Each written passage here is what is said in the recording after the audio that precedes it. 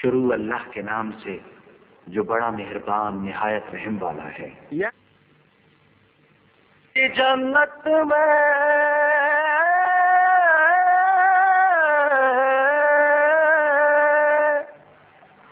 रसूल अज़ली लिखा है, सारी जन्नत में रसूल अज़ली लिखा है, डाली डाली पे अली और वली लिखा है, सब पत्तों पे हसन और कली पर ज़हरा, सुर्ख फूलों पे हुसैन इब्ने अली लिखा है। सारी जन्नत में रसूल अज़ली लिखा है, डाली डाल।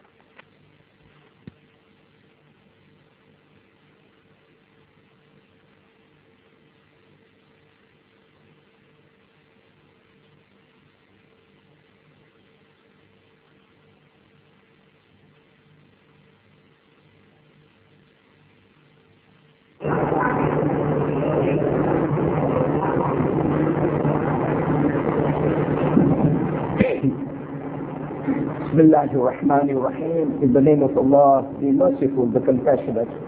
All praises to Allah, the Creator of the universes and their Sustainer, the Provider of believers and unbelievers. And may His choicest blessings be on the seal of His prophets, the last of His messengers and His holy progeny. And in particular, may His incessant blessings ever continue to flow on the 10th successor to the Holy Prophet, on Imam Abu al-Hasan Ali ibn Muhammad al-Hadi salawatullahi wa salamu alayhi. Today I hope to start with that one hadith of yesterday that I committed to finish. For that matter, there are a number of episodes of extraordinary nature that have emanated from Imam Hadi alayhi salam. But the one that I left out was only amongst that selection that I had made of the variety of such extraordinary events. This was of importance to me for a number of reasons, which I hope will emerge as I set out the episode to you. It is of a Christian. And we get the hadith from Qutb Rawandi, who reports from Ishaq of Mosul. He says that his father knew a Christian living there by the name of Yusuf bin Yaqub, and one day the friend of his father, he spoke to his father saying, I have a very serious matter. So the father says, what is it that is worrying you? He says, Mutawakkil has called me. And it was very common in those days that if a tyrant like Mutawakkil called you, you could smell the sense of death. So everybody became nervous. This person did not appear that nervous, so the friend asks, but you seem to be in control of yourself. He says, yes, I am, because, and this is a lesson for us from this Christian. He says, I am because I have bought my safety. I have bought my safety from Allah, be glorified and exalted, for 100 dinars, which is 100 gold coins. My promising Allah that I will pay that sum to Imam Hadi alayhi salam. So this first person, his father, got flabbergasted. He knew that Christian for a long time, but always knew him as a Christian. How he suddenly comes to make that kind of a nazar. And then the assurance he had, the confidence he had in that nazar was absolutely bewildering to this moment. So he says, what will you do? He says, well, I will take the 100 dinars with me. I'll go to Samara. I will look for Imam Hadi, give him the 100 dinars before I go to see Mutawakkil, and then let me see what happens. So he sets out with his servant. When he reaches Samara, it was the first time he was going to Samara. He didn't even know the road. He started to get puzzled.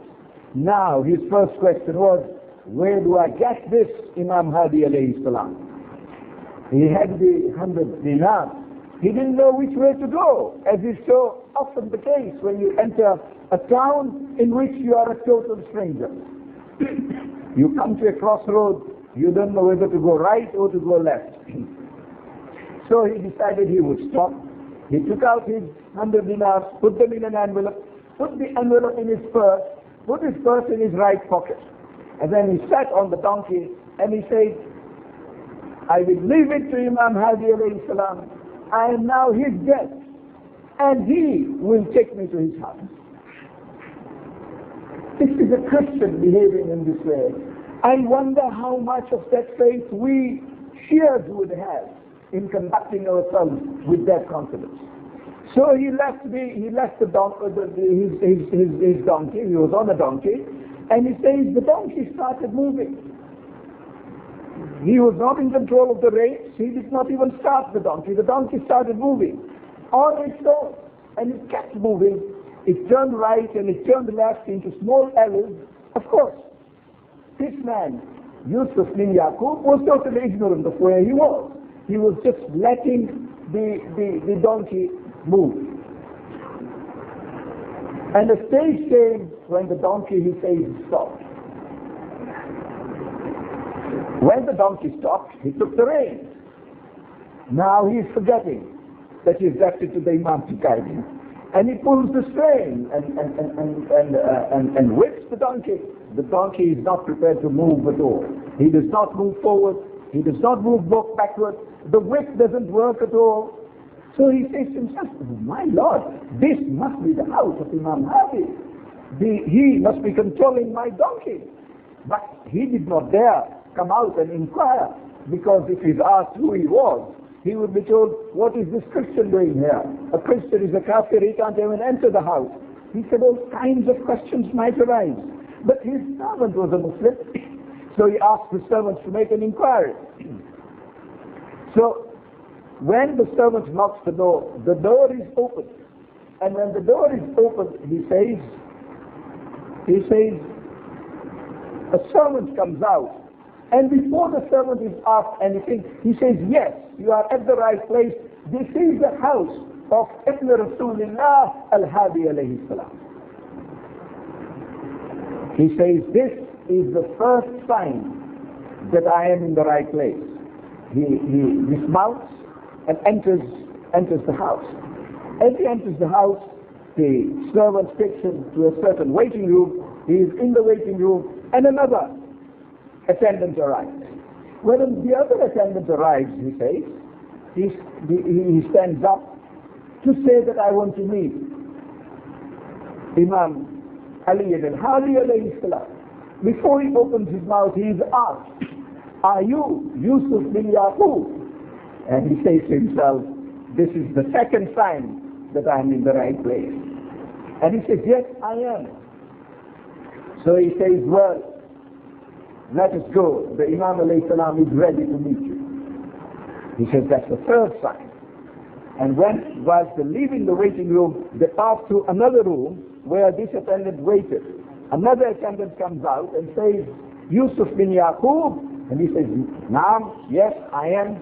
He says, you can hand over to me the 100 gold coins, the 100 dinars you have brought, which are in the envelope, which is in the purse in your right pocket.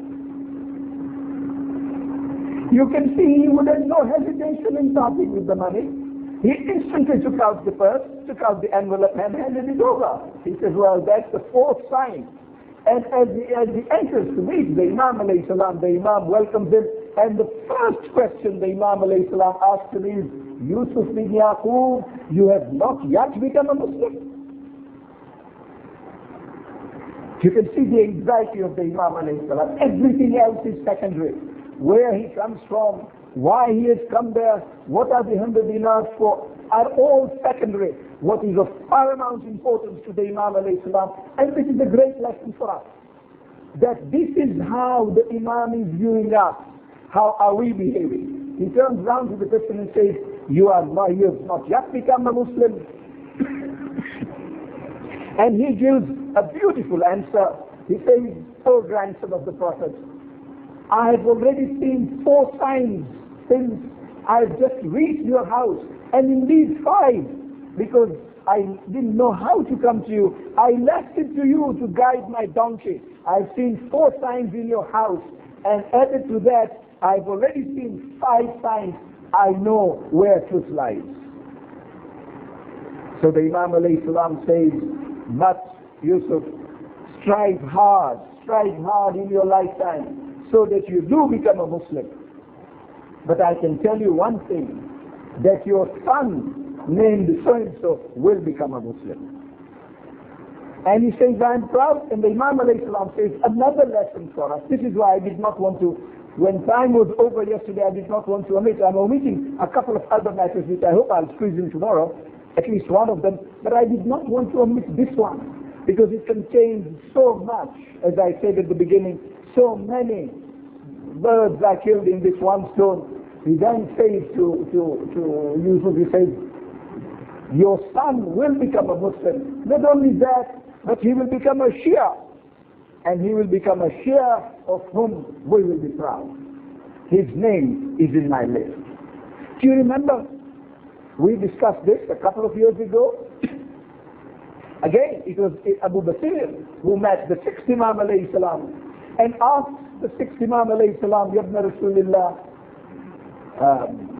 when I left home, my wife was pregnant. And Imam Sadiq alayhi salam turns around and says, Abu Basir, she has already delivered.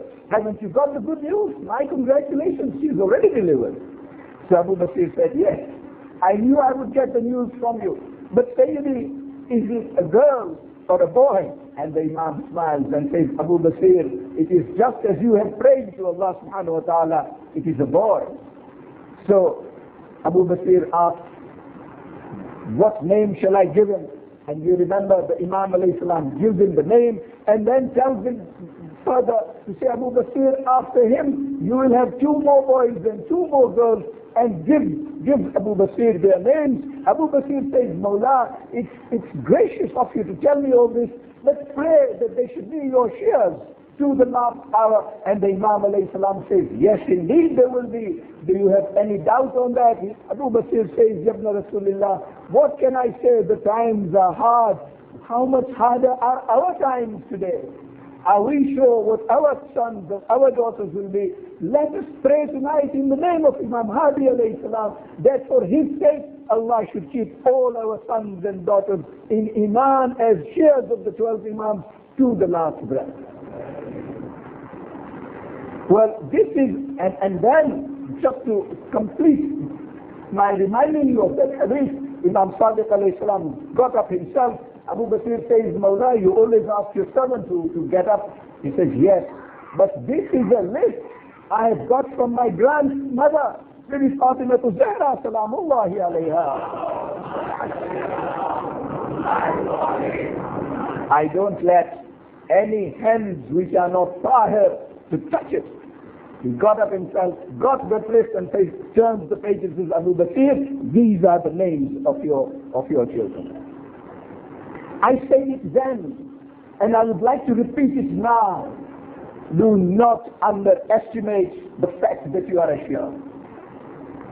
Do not underestimate the fact that you are a Shia, and always try to remain so, because your names are all in that list that the 12th Imam alayhi salam now has written. Our struggle is, and this is why I made a special prayer, that those names should remain in that list. That is our greatest concern, that to the last breath we should go with our names in that list of Shias which the Imam alayhi salam is saddled with. And he who has that list is the true Imam. He who does not have that list is an imposter, is not a true Imam. This is how we judge the situation. And you can see this Christian is told by the Imam alayhi salam, your son will be a Shia. And then he is told, oh Yusuf, I know we're discussing other things, but I know why you have come here, because an Imam does not need to be told why his supplicant is with him. He says, I know why you are here. Well, go to meet Mutawakkil and do not have any fears at all. Only that will happen in his presence with which you will be pleased. He said straight away, he said, Sayyidi, the moment I kept that nazar, I knew this is what you would tell me, and I knew what the result would be. And hence, I did not want to go to him before coming to you first. Even they knew who the true Khalif was. Whether the true Khalif was the one sitting in the throne, or the true Khalif was the one in the alleys of Samarra. He left, and indeed, in no time, well, he goes to Mutawakkil, obtains favorable results. Mutawakkil only wanted to compliment him and honor him, and he went back to meet his other friends and tell them exactly what happened. This is the extraordinary way in which one finds the Imam alayhi salam behaving. And these acts of extraordinary events permeate through the lives and activities of all our Imams, right from the first Imam alayhi salam, and we see them happening today, even from the 12th Imam alayhi salam.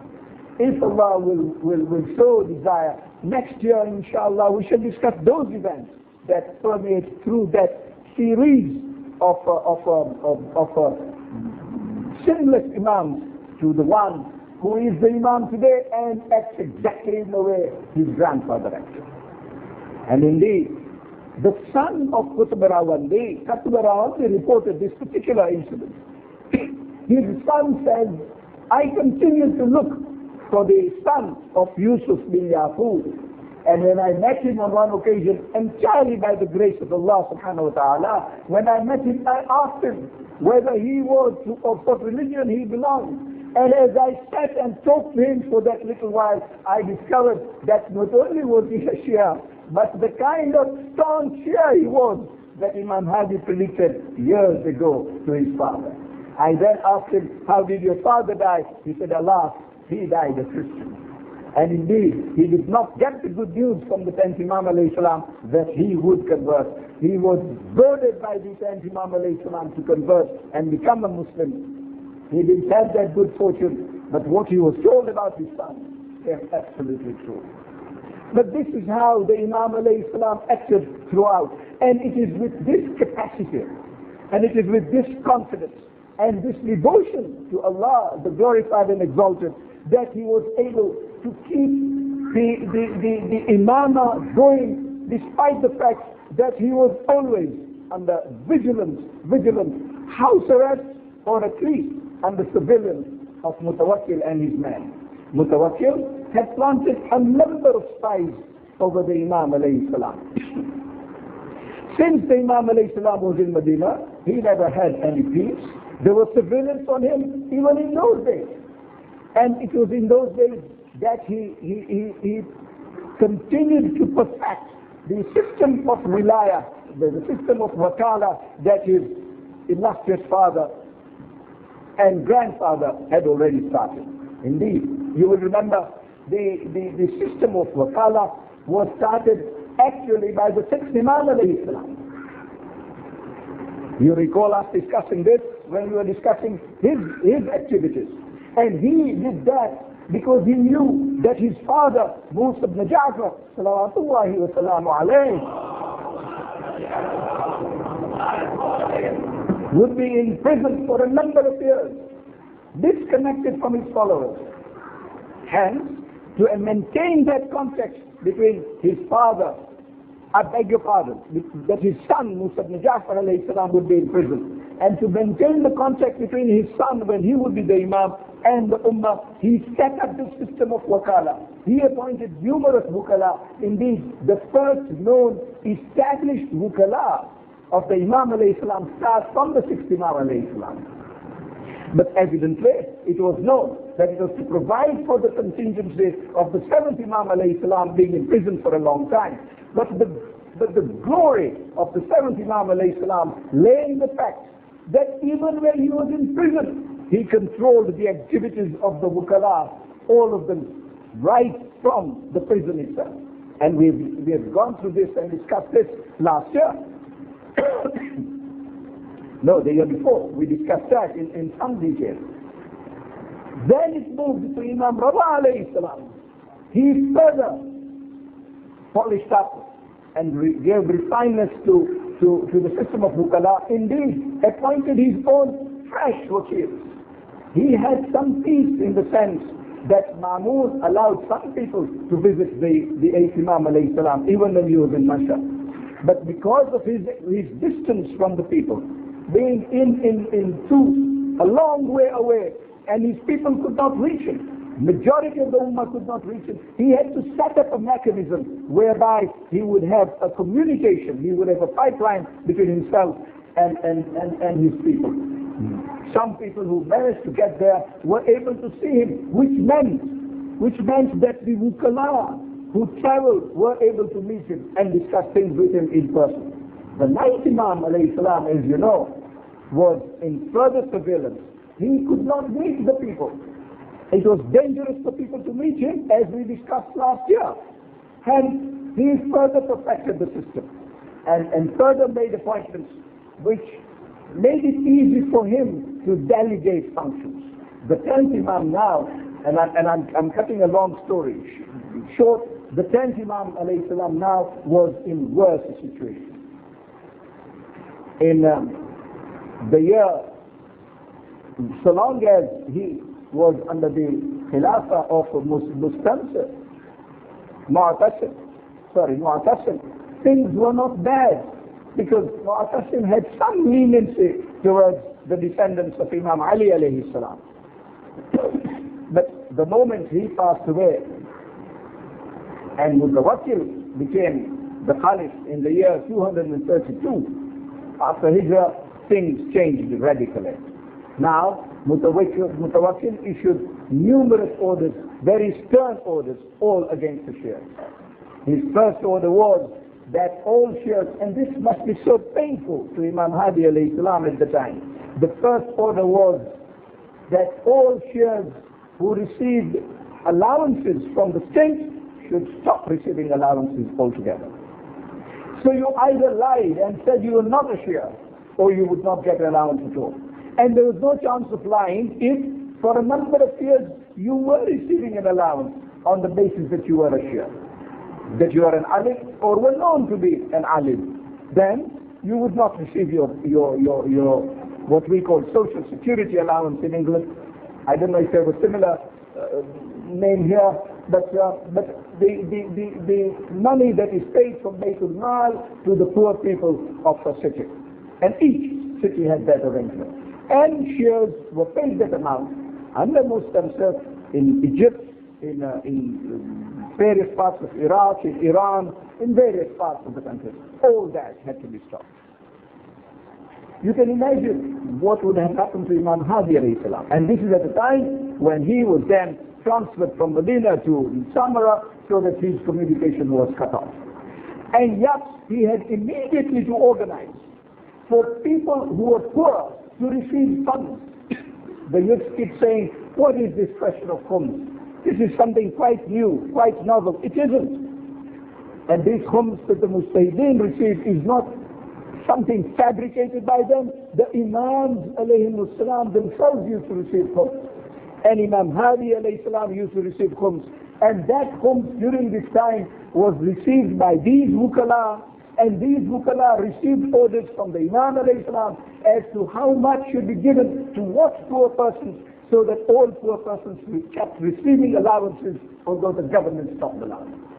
It is a fantastic organization that Imam Hadi alayhi salam set up, despite the fact that he was himself under surveillance. Tomorrow night, inshallah, when discussing his political life, I will say, inshallah, that his house was searched twice, because Mutawakkil got the news that he has money. that khums money is being distributed to the poor shares. That's paying Mutawakkil.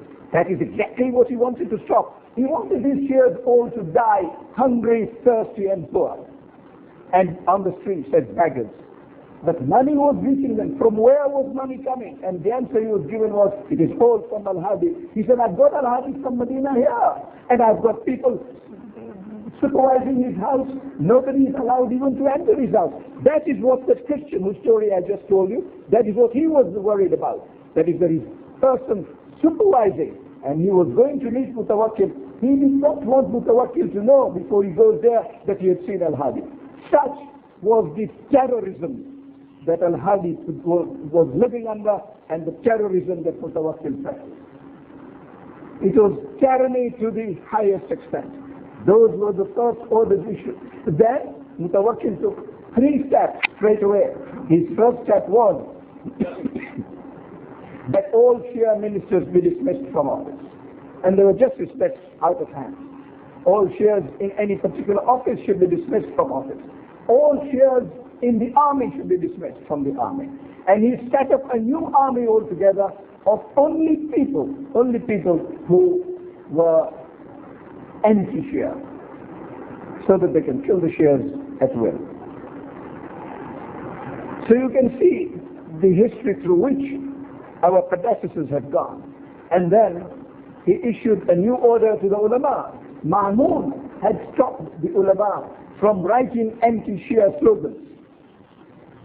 For example, the curses on Imam Ali alayhi salam, although they had officially been stopped under Umayyads, but the anti-Shia slogans continued to be written. Ma'mun stopped all that. Mutawakkil restored it and gave them the authority to issue anti-Shia slogans and propagate such slogans. Well, in Egypt, even stronger orders were issued, because there the Shias were more affluent. They were in better financial position than Shias in other places. Their orders were that no Shia should even ride a horse. In other words, in today's terms, it would be said, no Shia should own a car. They should all move on feet and cover the distances that have to be covered on feet. None should have a horse. None should have more than one servant, so that he should not be able to defend himself against the state or create problems against the state with the help of his servants. None should have more than one servant, and none should own an estate. So if you had property, if you had land, you had buildings, they would be confiscated. And the only ground for confiscation would be that you are a Shia. And no compensation would be given. You can see such harsh measures being taken against the Shias of the time. The Imam alayhi salam had to cope with it all. Well, when the money that the Imam alayhi salam was to receive permeated through that beautiful cell system that he had already established, because he foresaw all this coming. And when he foresaw all this coming, he prepared for it. All these cells, and he prepared his wukala for it, warning them of the times that lie ahead and how they must conduct themselves when those situations arose. Well, I say this taking up a lot of your time so that the youth can realize that these Imams alayhimus salam that we are talking about were not merely experts on standing on a prayer mat and worshipping Allah all night. They were not merely experts in fasting all day, month after month. They had the acumen of dealing with political circumstances, under surveillance, under very difficult strategies, and to deal with financial and fiscal complications in a way that required great perspication and great complications to be solved before the money can reach the beneficiaries. He had set up a complete cell work, and through that cell work, money reached the people. Money came from Qum, for example, and Ahwaz. By then, he had set up regions with districts, and under districts were cities, and cities then had their wukala. Then there were different villages, and villages had their wukala, and all these wakils would cooperate with each other and with the district and the region. The four broad regions were, one was in Iraq, consisted of Baghdad, Madain, the area near Karbala and Kufa. One was in Basra and Ahwaz, so linking with Iran. One was in Qum and Hamadan. One was in Egypt, which dealt with Egypt, Saudi Hijaz of the time, and Yemen. Four different demarcations. When we discuss the 11th Imam alayhi salam, we will discuss further regional bodies that Imam Askari alayhi salam developed, because time for ghaiba was drawing even nearer at the time of the 11th Imam alayhi salam. But that inshallah we shall discuss on Friday night. But for the moment, these are four different regions which he had established. So money was permeating. Now Mutawakkil gets horribly worried. He gets terribly disturbed. He says, how is this money reaching there? So an investigation is set up. As always, some of our own people will pass information. You remember, and next year we shall discuss this further, when the 12th Imam alayhi salam will have just reappeared. Indeed, a list of the wukala will reach the hands of Mu'taz, who wanted to know exactly who the wukala were, and they were all arrested. Well, such information again, and it's a sad part of our history that our own people should be behaving like this, and that is happening even today a lot in our world. Our own Shias going to supply information to tyrants against our own selves. How many supplied such information to Saddam? Now we can talk a little more openly. How many of us supplied information against our own brothers to Saddam? Is this the way Shias should behave? And haven't we learned till today when harder times lie ahead? Well, again that happened, and some of the names came out. All those wukala were arrested. One of the rules that Mutawakkil had established, which I overlooked to mention, was that if there was a dispute between a Shia and a non-Shia, the Qazi was bound to listen to the non-Shia first. And having heard the non-Shia, he had no business to listen to the Shia at all. He had to give decisions in accordance with what the non-Shia alleged against the Shia. And that is how judgment was passed. So you can see even rules of justice were bent entirely to work against Shias at the risk of complete injustice. There was then not even semblance, not even a face of justice in their courts of law. However, in keeping with that, when these wukala were arrested and they were asked if they were wukala and if they received money, and even if they denied, it mattered not. It mattered not. They would be assassinated, they would be tortured, they would be imprisoned straight away, depending upon how Mutawakkil wanted to behave. Those who were regarded as more competent, more serious wukala would be killed on the spot. The Imam alayhi salam, of course, could not own them, could not make representations for them, but he had to put the situation right. And instantly, whenever one was arrested, another got appointed, and another came into his place. So you can see how beautifully that system was working. The news reached the Imam alayhi salam, and instantly he would use his methods of communication, whereby the district wakil would be informed of it and would immediately put another person in place so that Shias as a whole should not suffer. The Quds money that we pay today is meant to be used in exactly that way, for the welfare and benefit of Shias and to uplift the Shia theology, the religion and the teaching of religion, tabligh in other words. However,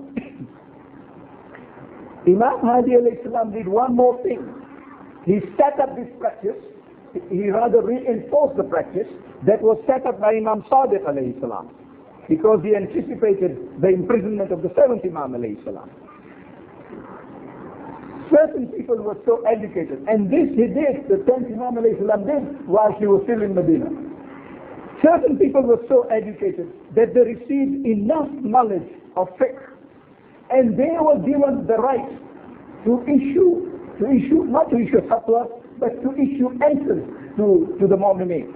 So if a Mu'min wanted to ask a question of religion, and this is also that religion should not suffer. If he wanted to ask the question of religion, and the Imam alayhi salam was not available, he could ask Mr. X.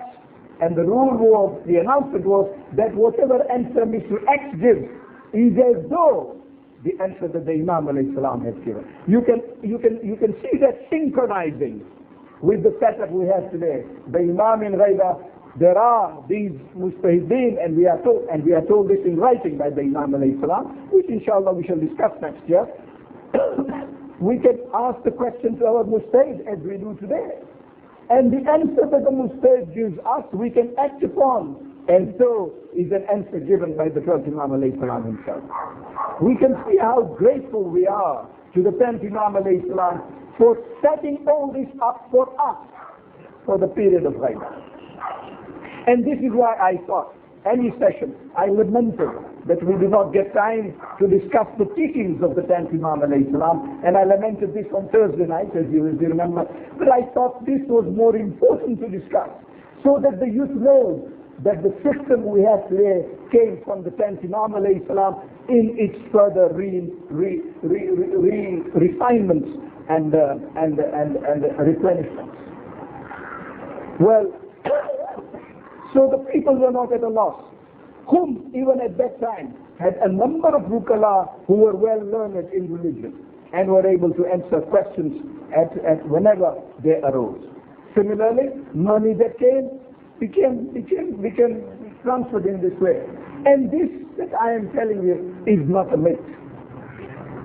Is not a myth. This information is contained in Sunni books as well. But keeping them aside, there are extant letters that Imam Hadi alayhi salam wrote. He wrote letters, and he had special people to carry these letters safely and faithfully to the recipients. These letters would go to a certain wakil, and he would be told that from now onwards you are not my wakil in this area at all. And please make sure that if you receive money from anybody outside your area, do not receive it. Only receive money from people within your area whom you know. Well, this is to protect him from being arrested. Mutawakkil's spies would go and pay him money. They would never pay homes in their lives. The wakil would immediately be able to know, this is a stranger. He's not a man of my area, and would refuse to accept money from him. Those that he knew, he would direct to the wakil of that other area. And the purpose of that was so that the money collected could be channeled to the right source, through the right channels, and communication and disbursement of those funds should become easy according to the system established. The Imam alayhi salam, therefore, you can see, went through a severe test. He was being exhausted by mutawakkil, but Allah's grace, he never became exhausted. He kept fighting. That jihad was perhaps one of the sternest jihads we know of. Bad news reaches him, immediately he takes steps to remedy the situation. And he knew exactly the wukala. There were some wukala in Iran, for example, whom Imam Raba alayhi salam had appointed. And it so happened that those wukala would train their children. Their children would know that these funds that have arrived are not our funds. And they would be told, so that they don't start inheriting them, they will be told these are khumsan and will be dispersed in this way. When the father passed away, the son took over the responsibilities, and it went on. The best example that I can give you is of Uthman bin Sa'id. Uthman bin Sa'id, as inshallah I shall remind you next year again, was the first deputy, the first wakil khas of the 12th Imam alayhi salam. And we shall discuss about their appointments in greater detail next year. But for the moment, only to put you in background, the position was this. He was taken by his father when he was only 12 years old. And he was taken to Al-Jawad alayhi salam. And he was told, "Oh Imam, I have brought my son. It is my desire that I should place one of my sons in the service of Allah subhanahu wa ta'ala. And so I have brought him to you." He's only 12 years old. I've given him some learning of religion, so he knows very little. But he will be able to help you in your manual work. He was only supposed to do little manual work. Imam Hadi alayhi salam received him at Chistan. I beg your pardon, Imam Jawad alayhi salam received him in Chistan and told the father, you will be proud of his son, and he will be one who will serve not only me, but he will serve 4 imams at a go in succession. The Imam alayhi salam, that is Imam Jawad alayhi salam, trained him. Ultimately he became a chamberlain. In the times when people could not see Imam Jawad alayhi salam, it was Uthman bin Said who would meet them on the door, would speak to them, and deal with the matters that they were there to ascertain from the Imam alayhi salam. Then, in the time of Imam Hadi alayhi salam, Imam Hadi alayhi salam appointed him a chamberlain. Chamberlain is in charge of the exchequer. So he was the person who received these homes from various places. And so perfect was that system that it is written in the books that on one occasion a wakil who had been removed because he took sides with Mutawakkil and was removed, but everybody in that line of the chain of movement of money had not become fully aware. Money had come to Baghdad and was going to that particular wakil who had been dismissed. Uthman bin Said was able, through his other information, to intercept that money and recover the whole of sum of homes and save it for the orphans and the poor. So you can see that kind of machinery was set up by Imam Hadi alayhi salam. So little is known about it because, and only because, everything was operating incognito. Everything was operating confidentially so that the news does not go out to the authorities. But work progressed in this way. Imam Hadi alayhi salam built up Uthman bin Said, and indeed he became what we today know as Waqil al-Mutlaq. Those in the world today of Agha-Sistani, for example, there is just one Waqil al-Mutlaq. Maybe there are 2, but at the most that number of it. He was in that status.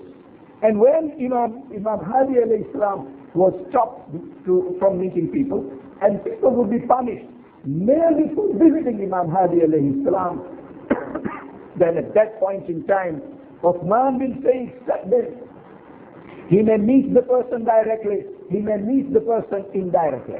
He opened up a shop of a butter seller, and through selling butter, he conveyed money to the Imam alayhi salam. When the security people looked at the tin, they found butter. They didn't realize there were gold coins also. And tins would move out from there also. But it was all done in such a meticulous way that the poor orphans and widows did not suffer.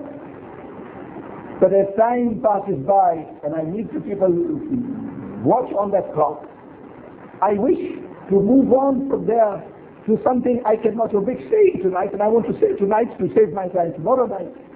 One of the things that Mutawakkil did at that point in time in the life of Imam Hadi alayhi salam was to try and destroy the grave of Imam Hussain alayhi salam. Can you imagine? Dealing with all this that I was talking about was painful to Imam Hadi alayhi salam, but how much more painful must it have been for him to know that now even the grave of his grandfather is going to be destroyed, demolished completely. And all remnants of it will be removed so that nobody should know where Al-Hussein alayhi salam was buried. When the will of Allah was that people should be able to visit and salute Imam Hussein alayhi salam to the last day, when the place is a repository of 70,000 angels coming down and returning to heaven every day from the grave of Imam Hussain alayhi salam, what was the power of Mutawakkil going to reach him? Where was it going to reach him? But the mere news must have pained the Imam alayhi salam so deeply. And why did that happen? Historically, because Mutawakkil was taking steps to demolish all cells where he suspected the Wukala were operating, and he could not control them, he could not reach them. He found 2 places, one in Egypt, with which I will not trouble you now, But one in Karbala, he found that people went as the words of Imam Hussein alayhi salam, and a lot of things passed. Wukala would go there and pass money in a way in which people, the security officers would not be able even to sense. And he found that a number of activities went on to the benefit and advantage of the Shias, which his aim was to curb and curtail. Hence he decided, I will finish this altogether. The first order issue, as you're well aware, but it is an occasion that we cannot miss to state. First order, nobody should visit the shrine. And in those days there was already a shrine, the shrine of Imam Hussein alayhi salam. Not satisfied with that, and people still visited the shrine. Not satisfied with that, he issued orders that the shrine should be demolished, and he was in fact demolished by his people. And then, second orders issued, all the houses that were built around them should all be demolished. And all those houses were demolished. The place was to be converted into a field. And now crops were to be grown, even in the desert. Attempts were to be made when crops were to be born. And indeed, the grave of Imam Hussein alayhi salam was to be cultivated. That even his own army refused to do. Some of them saw the Holy Prophet, peace be upon him, and his progeny in their dreams. Some of them said, whether we accept Hussein alayhi salam as an Imam or not, we know him as the grandson of the Prophet, and whether we would help him or not, if we were in Karbala on that day, today we will not do this to his grave. But Mutawakkil was not going to be desisted, and this will give you the idea of how stern he was, how deep was his enmity against Ahlul Bayt alayhi salam. He sent Jews there, and mind you, Jews were prepared to undertake this task. So you can see the nature of Jews even at that time. They went in and they brought water, and they wanted to splash the entire grave of Imam Hussein alayhi salam with water, so that there is a stream flowing on it all the time, and nobody can even visit the grave. There is no sign of the grave there. But as you know, a higher was created. That is, the water reached up to the grave of Imam Hussein alayhi salam, and then diverted. Miraculously diverted, keeping the grave dry and intact, and joined in at the other end again. That Mutawakkil, or the Jews, could not resist. And indeed, any attempt made to deal with that grave of Imam Hussein alayhi salam did not succeed at all. But what he did succeed in doing is in killing those innocents, the words of Imam Hussein alayhi salam, who would go to the grave of Imam Hussein alayhi salam only to say, Assalamu alayka ya Aba Abdillah. Ya Allah, today we also yearn to reach the grave of Imam Hussein alayhi salam. Make it possible for the sake of Imam Hussein and his mother, for the sake of Imam Hadi alayhi salam, that we should be able to visit the grave of Imam Hussein alayhi salam as soon as possible.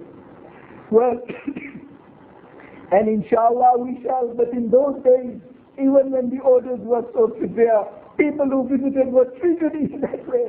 Yet they kept going, because this is the spirit in which we see Imam Hussein alayhi salam. What would have been the spirit in which Habib ibn Bazahi received that letter of Imam Hussein alayhi salam from Karbala? That was not even a letter written from Medina. Who else received an invitation to go and fight for Imam Hussein alayhi salam in that way? Until then, what happened was, people were told, don't come. Muhammad ibn Hanafiya says, brother, I must come with you. And he told, no, don't come. Abdullah bin Ja'far is told, don't come. So many were stopped by the Imam to join into Karbala. Habib ibn Masahir received the golden invitation. The letter goes, Ya Habibi, Ya Habib, oh my dear Habib, I am now encircled by enemies. I do not have anywhere to go. I need help, and I only thought of you that I write to you that you come over and speak from me. Oh Habib, what honor you received. Imam Hussein alayhi salam knew too well what was going to happen, and the presence of Habib would not have saved his life. But this is a special honor that Imam alayhi salam wanted to bestow on Habib. Habib immediately gets into Karbala, and when he gets into Karbala, how fortunate. He is told, Abbas alayhi salam is told, give Habib the spear that I set aside for him. Because when armaments were being distributed, Imam Hussain alayhi salam kept one spear aside. Hazrat Abbas alayhi salam was ordered to keep one aside, and he obeyed. When Habib alayhi salam comes, he is given that spear. But look at the spirit of these personalities. The one preceding Habib was already 85 years old. Older than him was Muslim ibn al-Sajjah. Muslim ibn al-Sajjah proceeds to fight for the Imam alayhi salam. At his last hour, the Imam alayhi salam gets to the body of Muslim ibn al-Sajjah. May our lives be sacrificed of Imam alayhi salam. When everybody fell, the Imam alayhi salam was there to give him the last greeting, to give him the last dua before he leaves this world. So with Muslim ibn al-Sajjah, Habib did not allow the Imam to go alone. He says, I'll come along with you. I'll keep you company back, Allah. Habib was there. Habib al-Sajjah looks at Habib and says, Habib, you keep fighting for the Imam. Habib says, oh Muslim, if you have any wasiyah, tell me your wasiyah.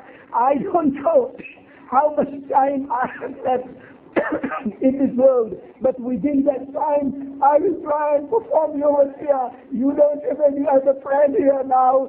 Give me the wasiyah and I'll perform it. Muslim ibn al-Sajjah pointed at Hussain and says, oh Habib, don't leave this man alone to the last breath. And Habib did that. He also went and fought. That time came when he also called the Imam, Assalamu alayka ya Aba Abdullah. The Imam comes to Habib's body. Can you imagine what a painful time for the Imam? This is a dear friend from childhood, since childhood. So all these 57 years, Imam alayhi salam knew Habib, and Habib is now parting in the love of Imam Hussain alayhi salam. How could the Imam alayhi salam bid farewell to him? Oh, he says, Habib, you are leaving me in difficult times. Habib, I wrote to your letter to come and help me. Are you now going away whilst I'm still alive? And all that Habib says is, Ya Mullah, what can I do? Your grandfather has already come to me. ألا لعنة الله على القوم الظالمين وسيعلم الذين ظلموا أي منقلب ينقلبون إنا لله وإنا إليه راجعون رحم الله من يقرأ الفاتحة. Thank you very much.